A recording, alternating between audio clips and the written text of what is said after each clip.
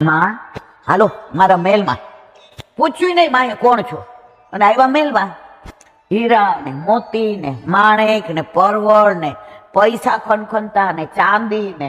એ કે મને શેના માનમાં આપો છે? એ કે આખો દિવસ તમે અકબર અકબર અકબર કરતા હતા ને એના માટે.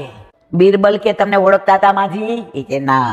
તમે એને કઈ કીધું તું મારું નામ લે એમ? તો કે ના.